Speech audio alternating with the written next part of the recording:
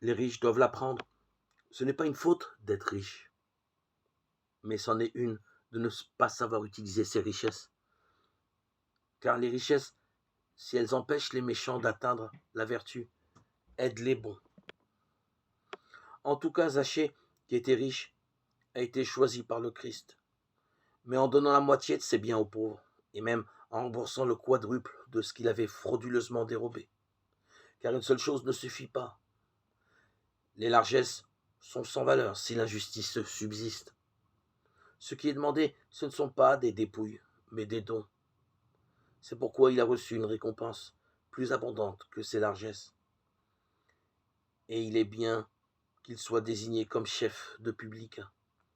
En effet, qui pourrait désespérer quand même Zachée a réussi?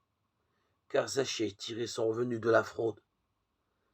Il cherchait à voir qui était Jésus, mais il ne pouvait pas à cause de la foule, car il était de petite taille.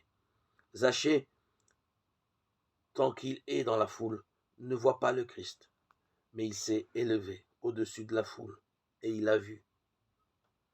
Et Jésus a vu Zachée en haut, car l'élévation de sa foi le faisait désormais émerger parmi les fruits des œuvres nouvelles, comme au sommet d'un arbre fécond.